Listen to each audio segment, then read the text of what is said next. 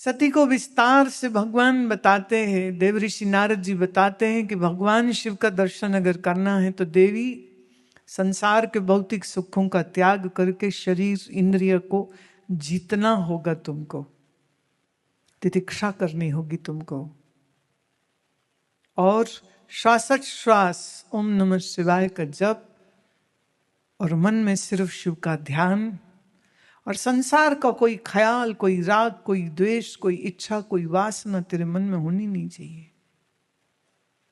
सती कहती है कि आपकी बड़ी कृपा है, आपने मुझे साधना बताई। जाकर के माता पिता से कहती है आज्ञा दीजिए, मैं तो जंगल को जाती हूं, मैं महल में नहीं रहूंगी अब। क्यों? बोली महल में रह के तब थोड़ी हो सकता है। रोते बिलखते माता पिता को छोड़ करके वो कहती मैं तप करूंगी। बहुत मना किया दक्ष ने, ना कर, इसका तो मैं नाम भी नहीं लूंगा, क्योंकि वो शिव विरोधी थे दक्ष। और सती तो कहां मानी, तप करने को निकल गई, घोर तप किया। कितना काल बीत गया, लेकिन इस तप का अंत तो तब हो ना जब शिव मिले। और फिर वो शुभ घड़ी आई। सती के सन्मुख एक ब्रह्मचारी आता है, साधु वेश में है, और कहता है सुंदरी तू इस जंगल में क्या कर रही है? ने कहा अरे साधु महाराज, मैं तो शिव भगवान का दर्शन करने के लिए तप कर रही हूं, इस कारण यहां पर हूं। तो ये जो साधु है ये कहता है अरे तू पागल है, तू किस अघोरी को प्रसन्न करके प्राप्त करना चाहती है? देवी तो इतनी सुंदर है, कमलनीय है, तू यहां कहां बैठी हुई है? वो भूत प्रेतों की संगत करने वाले से, शमशानवासी से तुम क्या रिश्ता रखना चाहती हो? देखो मेरी ओर, मैं एक श्रेष्ठ ब्राह्मण हूं, मैं एक ऋषि हूं, तुम मेरा वर्ण कर ले।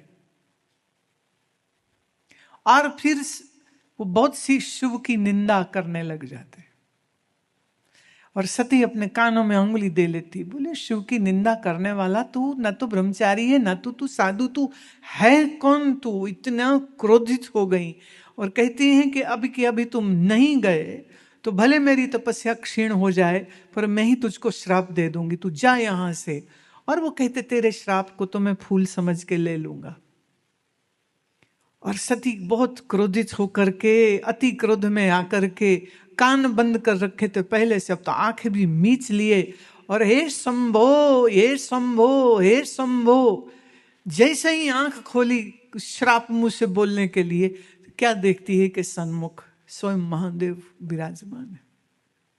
शंकर जी का वो स्वरूप, ये लंबा चौड़ा शरीर उनका, जटा जूट, शरीर पर भस्म, नेत्र इतने विशाल, इतने सुंदर, आंखों से ऐसे जगमगाते हुए रोशनियां जैसे निकल रही हो, होठों पर इतनी सुंदर स्मित कृपा भरी मुस्कान है। इस स्वरूप को देख करके तो सती किम कर्तव्य विमूढ़ हो गई कि अरे ये जो साधु बन के आया, ये जो ब्रह्मचारी बन करके आया, ये अरे लीलाधर, ये क्या लीला धरी तूने? भगवान आशुतोष के चरणों का स्पर्श किया, प्रणाम किया। महादेव कहते हैं देवी क्या चाहिए?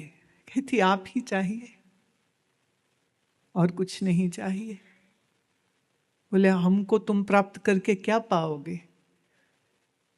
सती कहती है मुझे कुछ प्राप्त करना ही नहीं है, मुझे तो बस आपके चरणों में धूल बन करके पड़े रहना है, अपने चरणों में स्थान दे दीजिए। बोले स्थान फिर चरणों में कहाँ? स्थान तो फिर अब तुमको मेरे हृदय में मिलेगा। अब एक चीज और थोड़ा इसमें मैं जोड़ दूं, और वो ये है कि जहां सती को तपस्या करने का बड़ा आग्रह करते हुए, ज्ञान देते हुए देव ऋषि नारद जहां इधर सती जी के मन में ऐसी भावनाएं डाली, वहीं पर वो महादेव जी के पास जाकर के बार बार विनंती करते हैं कि हे महादेव, आप और जोगी अगर रहेंगे, ब्रह्मचारी की तरह अगर आप रहेंगे, तो फिर इस राक्षस से छुट्टी कैसे होगी? क्योंकि उसने वरदान ले रखा था कि सिर्फ शिव का पुत्र ही मुझे मार सके और कोई नहीं मार सके, और ये वरदान है। तो बोले तो इनको तो ब्याह करना होगा, ब्याह करेंगे तो पुत्र होगा। अब ये ऐसे बैठे रहेंगे समाधि में तो पुत्र कहाँ से होगा? तो विष्णु और ब्रह्मा कहते हैं, बारंबार जाकर के वो विनंती करते हैं कि महादेव समाधि छोड़िए, अब आपके लिए कुछ और कार्य है जो जनहित में आपको करना होगा। और महादेव कहते नहीं नहीं नहीं, इस चक्कर में हमें मत डालो, हम नहीं जाएंगे, हम तो यहीं अच्छे हैं, हम कैलाशवासी, हम आनंद स्वरूपी, हमको ये बात मत डालो। और फिर मैं तुमको कहती हूँ एक बात समझना, चक्र होता है ना, गोल चक्र, तो अभी जो ऊपर गया ना वो हिस्सा फिर नीचे आता है, फिर ऊपर आता है, फिर नीचे आता है, फिर ऊपर आता है। और महादेव स्मृति करते हैं बीते हुए उस काल की, और कहते हैं कि विष्णु तुमने पहले भी मेरा ब्याह कराया था, उसका अंत क्या हुआ था तुझे याद नहीं? उस सृष्टि क्रम में मेरी पत्नी के साथ जो हुआ, और फिर जो युद्ध हो गए थे, तुम उसको वापस क्यों दोहराना चाहते हो? विष्णु कहते हो तो बड़े पुराने काल की बात है, छोड़ो उसको, आज की बात करिए। ख्याल करना, जो चीज तुम्हें आज नई घटित होती हुई दिख रही है, वास्तव में नहीं तो वो है नहीं, नया यहाँ कुछ भी नहीं है, यही गोल गोल गोल घूमता रहता है, सब घटनाएं बार बार होती रहती। जैसे तुम्हारा जन्म शरीर के बार बार होते रहते, पुनरपि जननम पुनरपि मरणम, बार बार होता रहता है। हर बार लगता है तो पहली बार है, पहली बार नहीं है भैया, कुछ भी पहली बार नहीं है। तो महादेव मना करते हैं, लेकिन विष्णु ब्रह्मा आग्रह करते हैं, और इसी आग्रह के चलते हुए में वो कहते हैं अभी इनके अंदर कैसे इच्छा उत्पन्न की जाए। तो इधर अलग कार्यक्रम चला है, इधर सती तप कर रही हैं, उधर महादेव के मन में ये इच्छा डालने की चेष्टा सब देवताओं ने करते रहे, और अंततः कहते हैं सती का तप, प्रेम और उस राक्षस की मृत्यु का कारण बनने के लिए ऐसी परिस्थिति बनती कि महादेव उनसे फिर ब्याह करते हैं। तो शिवरात्रि एक तरह से इस तरह से प्रसिद्ध है। वो कहते हैं कि आज की ही इस रात्रि पर शिवजी महादेव दूल्हा बन करके नंदी पर सवार होकर के अपने गणों ऋषियों को संग लेके, सप्त ऋषियों को संग लेके, याद रखना सप्त ऋषि उनके ब्याह के साक्षी हैं। तो वो उन सप्त ऋषियों और गणों और प्रेतों और देवताओं और विष्णु सहित लक्ष्मी सहित इन सभी देवताओं सहित जाकर के सती को ब्याहने के लिए गए थे। ये भौतिक घटना, फिजिकल घटना जो हुई। अब इस भौतिक घटना का एक सूक्ष्म रूप भी है जो साधक के अंदर घटता है। अब जो साधना करता है वो, सती मतलब जीव, महादेव मतलब ईश्वर।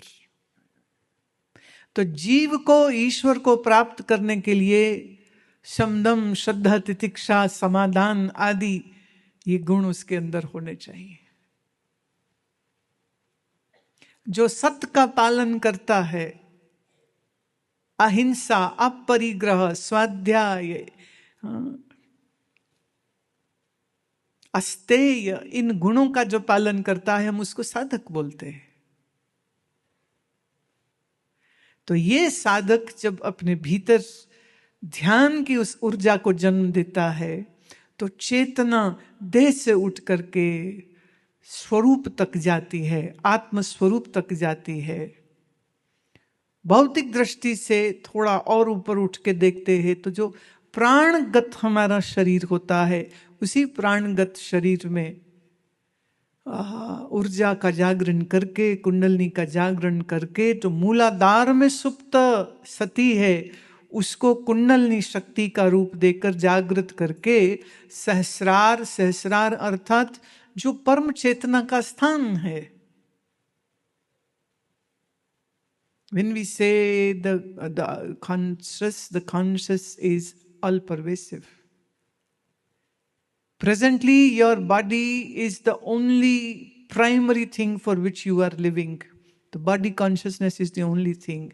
The day you leave this attachment and obsession and possessiveness of the body and raise your Shakti, and you understand, I am not this body or mind, and this awakens the inner fire, the inner yajna begins to happen. How does flame rise? Flame rises upward. So consciousness for the human body, this is the seat of consciousness. Seat, I am saying. Not it is just here only. And right at the base is the present functioning Chetana or consciousness. So from there to up, rising it up. How? Like a flame. इसी को शक्ति जागरण भी कहते हैं. जैसे बाहर हम जब कुंड बनाते हैं, हवन का कुंड बनाते हैं, तो एक ऐसा ही कुंड वो कहते हैं, आदि शंकराचार्य कहते हैं, तुम्हारा ये जो नाभि का स्थान है, इस नाभि के स्थान पर मणिपुर चक्र कहा जाता है. मणिपुर मतलब अग्नि का चक्र है. इसलिए एक त्रिकोण के आकार में एक कुंड है, जिस कुंड में आपने अपनी प्राणायाम के द्वारा अग्नि को प्रज्वलित किया, और फिर उसी अग्नि में आप अपने, जैसे बाहर का यज्ञ होता है तो समिधा डालते हैं, सामग्री डालते हैं, घी डालते हैं, और हर आहुति पे कहते हैं स्वाहा स्वाहा स्वाहा. स्वाहा माने लीन हो रहा, पदार्थ था अग्नि रूप हो जाएगा, पदार्थ है पर अग्नि रूप में परिवर्तित हो जाएगा. तो शंकर कहते थे कि आप एक यज्ञ यहाँ पर भी करें, तो अपनी धारणा के द्वारा नाभि स्थान पर उस अग्नि की धारणा करते हुए रागै स्वाहा, द्वेषै स्वाहा, अभिनिवेश स्वाहा, अस्मिता स्वाहा, अपने पंच क्लेशों का स्वाहा कर दे, अग्नि में जला दे. मेरे मन में कोई राग न रहे, मेरे मन में कोई द्वेष न रहे, मेरे मन में छोटी झूठी अस्मिता, मैंपन, ईगो न रहे, मेरे मन में शरीर से लंबा जीने की इच्छा न रहे, अभिनिवेश न रहे. राग द्वेष से मुक्त होकर अपने मन को ज्योतिर्मयी बना लेता है. और ये है मार्ग जिससे जीव कहो शिव को प्राप्त होता है, और पौराणिक ढंग से चले तो हम कहेंगे सती शिव को, महादेव को प्राप्त हो जाते. अब थोड़ा ऐसे भी समझिए, कहते शिव और पार्वती से पुत्र होता है कार्तिकेय, और गौरी से उत्पन्न होते गणेश. अब अगर इसको हम साधना की दृष्टि से देखें, सूक्ष्म दृष्टि से अगर हम देखें, जब जीव की चेतना परम चेतना में परिवर्तित हो जाती है, मतलब शिव की प्राप्ति हो जाती है, तो फिर शुभता का जन्म हो जाता है. फिर उस ऋषिका के मन में हमेशा शुभता का जन्म होता है, बुद्धि सिद्धि का जन्म होता है. रिद्धि और सिद्धि कहते दो पत्नी गणेश की. रिद्धि और सिद्धि मतलब तुम्हारी अंतरीव शक्तियां हैं जो जागृत हो जाती. So the external sign of Ganesha is actually the sign of the sense of achievement or sign of attainment of a sadhak who had awakened the realization of the true self and finding oneself as a Shiva.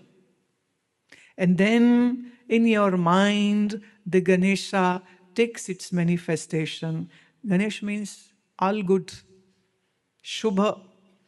We don't have exact appropriate word for Shubhata in English, so better keep it Shubh. Shubh means great, good, nice, sattvic, sacred. Mix it all, move it nicely. And this becomes शुभ, शुभता। जब तक साधक सिर्फ देह बुद्धि के साथ जी रहा है, कुछ भी शुभ नहीं है। जब साधक साधना से श्रेष्ठ हो जाता है तो शुभता का जन्म हो जाता है। बात समझ रहे हो? जिसकी साधना सिद्ध नहीं हुई वो पंडित जी से पूछ के ग्रह नक्षत्र मिलवा के शादी करता तो भी टूट जाती है। वही शुभ क्यों नहीं है? वो कहते जी पंडित जी का कसूर, उन्होंने ठीक से देखा नहीं। पंडित जी क्या करे बेचारे।